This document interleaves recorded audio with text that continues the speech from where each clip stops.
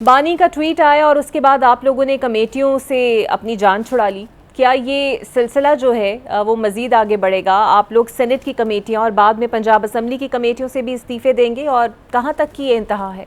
बिस्मिल्लाहिर्रहमानिर्रहीम। बुनियादी तौर पे जो आप इस्तीफ़ों की बात कर रहे हैं, अभी तो खाली नेशनल असम्बली की स्टैंडिंग कमेटीज़ के इस्तीफ़ों का खान साहब ने कहा है। उसके अलावा ना सेनेट से किसी तरह की कमेटी से मुस्ताफ़ी होने का कहा है, ना पंजाब असम्बली में भी जैसा हमारी नुमाइंदगी है उधर की कमेटियों को कहा है। बुनियादी तौर पे कमेटीज़ का मकसद क्या है? कमेटीज़ होती हैं पार्लियामेंट्री ओवरसाइट के लिए। जो भी पार्लियामान में लेजिस्लेशन आती है वो इन कमेटियों से गुजर के जाती है। फिर पार्लियामान में जो मुख्तलिफ़ तरह की वर्किंग है, जहाँ जहाँ अपोजिशन को लगता है कि कोई इरेगुलरिटी हुई है, उसको वो पिन पॉइंट कर सकती है, उसको देख सकती है। मगर आपने देखा कि इस साल डेढ़ के पीरियड में जैसा ह्यूमन राइट्स की कमेटी पीटीआई के पास थी, तो ह्यूमन राइट्स की कमेटी का ना एजेंडा सेट करने दिया गया, ना उस पर कोई फर्दर डिलिब्रेशन हुई, ना कोई जो है ना आगे कोई बहस व मुबाहिसा हो सका। तो जब इस तरह का माहौल हो, जब आपको पार्लियामेंट्री कमेटीज़ को फंक्शन ही ना करने दिया जाए, तो इसी को मद्देनज़र रखते हुए इमरान खान साहब ने फ़ैसला किया और उनके हुक्म को तमाम पार्टी ने आमीन करते हुए तमाम के तमाम रेजिग्नेशन अपने चीफ व्हिप आमिर डोगे साहब के पास जमा करा दी हैं। वो इंशाल्लाह ताला मंडे के दिन तमाम एमएनएज़ के हमरा स्पीकर साहब को हैंड ओवर कर देंगे।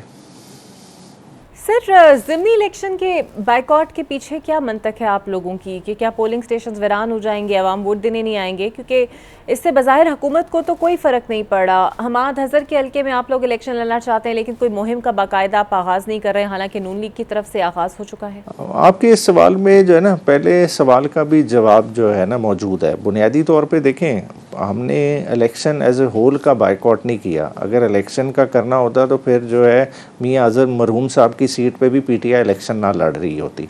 पीटीआई खाली उन सीटों पे इलेक्शन नहीं लड़ रही जो 9 मई की आड़ में पीटीआई से छीनी गई हैं।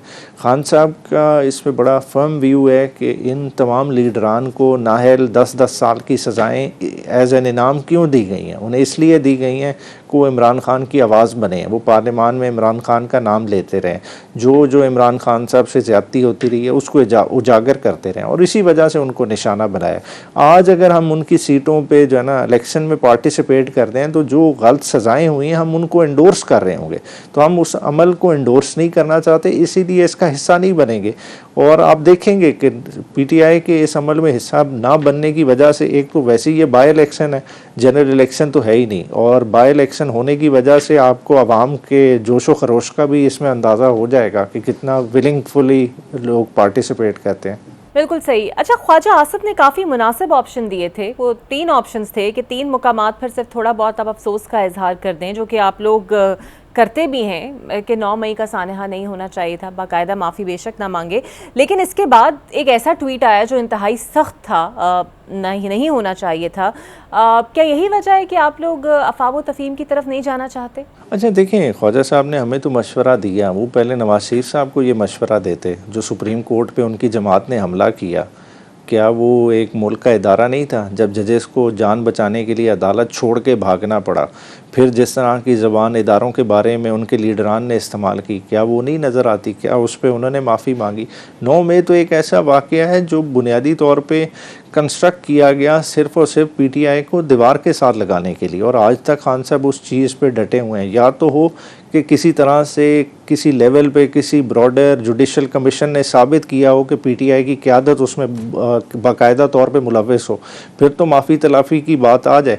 बात है कि एक इवेंट जब हुआ ही नहीं, हुआ क्या कि इमरान खान को जबरन अगवा किया गया हाई कोर्ट के हाथे से, और अगवा इसलिए कह रहा हूँ क्योंकि सुप्रीम कोर्ट ने उस चीज़ को एंडोर्स किया कि इमरान खान का हाई कोर्ट के हाथे से उठाया जाना गलत था। उसके रिएक्शन में लोग इकट्ठे हुए, लोगों ने एहतजाज किया। अगर कोई अनासर उसमें तोड़ फोड़ में मुलव्वस था तो उसकी डी इंक्वायरी होनी चाहिए थी। फुटेजेस आपके सामने हैं, उन किरदारों को बेनकाब करें, उन्हें आप सज़ा देते हैं तो समझ आती है। मगर उसकी आड़ में आप कहें कि पूरी निज़ाम से, जमहूरी निज़ाम से आप पीटीआई को निकाल देंगे, तो ये सरन ज़्यादती है। अच्छा सर, आपके अरकान को इंसदाद दहशतगर्दी की अदालत से मुसलसल सजाएं भी हो रही हैं, लेकिन एक सवाल जो मुसलसल पूछा जा रहा है कि वो सब जो मिलिट्री कोर्ट्स जायज़ करार दे रही हैं, तब आईनी बेंच ने 30 रोज़ के अंदर असम्बलियों को अपीलों के लिए भी कहा, लेकिन कोई भी उस पर पेशरफ नहीं हुई, ना ही आपकी तरफ से कोई मौसर आवाज़ इस पर उठाई गई है।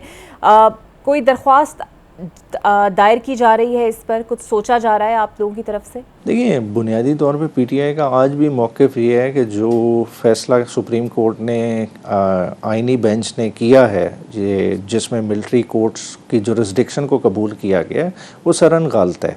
वो देखें किस तरह से आप शहरियों के हकूक़ सलब कर सकते हैं। इन्होंने कोई फ़ौज का ओथ लिया हुआ है जिन पे आप जो है ना आर्मी एक्ट अप्लाई कर रहे हैं। ये तो सरीहन एक डिसिप्लिनरी फ़ोरम है जो फ़ौज के जवानान के लिए है। जो फ़ौजी ऑपरेशन में कोई अपनी ड्यूटी सही तरह से अंजाम ना दे, आप उसको पकड़ सकते हैं। बात है इस तरह से वाइडर नेट करके थ्रो कर देना, और आज आप कहें कि पीटीआई उस अमल का हिस्सा भी बने और कानून साजी का भी मुतालबा करे कि जी बनाएं, तो हम तो उस जजमेंट को इंडोर्स कर रहे होंगे। बात है कि जिस दिन भी पीटीआई के पास रिक्विजिट आती है, मेजॉरिटी आती है पार्लियामान में, पीटीआई भरपूर तरीके से आवाज़ उठाएगी और इन सारी चीज़ों के ख़िलाफ़ कानून साजी करेगी कि किसी तरह से भी सिविलियन का मिलिट्री ट्रायल नहीं हो सकता। उमर साहब, एनएफसी अवार्ड के हवाले से जो इजलास होने जा रहा है उस पर ख़बरें ये आ रही हैं कि गंडापुर साहब जो कटौतियाँ होंगी सूबों के हकूक़ में और वफाक के पास जो चीज़ें जाएंगी उस पर गंडापुर साहब राज़ी हैं, लेकिन असला मसला पीपल्स पार्टी का है कि शायद उन्हें कोई एतराज़ हो सकता है। क्या इसमें कुछ सदाकत है?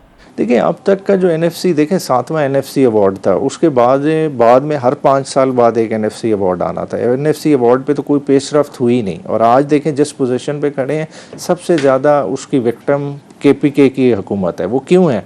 क्योंकि केपीके हुकूमत को कभी भी वो ज़मशुदा अज़ला का जो हिस्सा मिलना था वो नहीं मिला। अरबों रुपए का हर साल में नुकसान हो रहा है। केपीके के तो बहुत सारे ड्यूज़ वफाक की तरफ बकाए हैं, तो केपीके तो अपना मुकदमा लड़ेगा। अब आप कहें कि किसी और सूबे की वजह से केपी अपना इंटरेस्ट छोड़ दे, तो वो भी ज़्यादती है। और ये भी बता दीजिए कि बानिए पीटीआई ने गंडापुर साहब के लिए जो ट्वीट में अल्फाज इस्तेमाल किए, हकाइक और जो बातें खबरें बाहर आ रही हैं, इससे ज़्यादा शायद उन्होंने सख्त ज़बान इस्तेमाल की। ट्वीट में शायद थोड़ी मुतवाज़न तरीके की आ गई, और उन्होंने ये भी कहा कि ये मेरी पार्टी को तोड़ना चाहते हैं। देखिए, बात है, ये तो जो बात भी कर रहे होते हैं उन्हें भी समझना चाहिए। देखें, आप और मैं अगर प्राइवेटली एक बात करेंगे उसकी और नौइयत होगी। असल पैगाम तक रहना चाहिए कि असल पैगाम क्या कन्वे किया गया, और उसी चीज़ पे अमल करना चाहिए।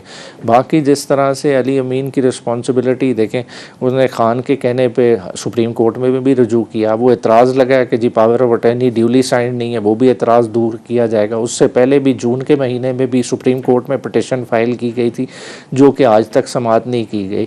तो ये तो आपके सामने है कि अदालत की तरफ से अदालत के हुक्म इम्प्लीमेंट कराने में कितनी बड़ी प्रॉब्लम फेस हो रही है। बाकी जहाँ तक पीटीआई का ताल्लुक होगा या अली अमीन का, वो ज़ाहिरी बात है खान साहब की मुलाकात के लिए हर फोरम पे जो आवाज़ उठाएंगे। बिल्कुल सही।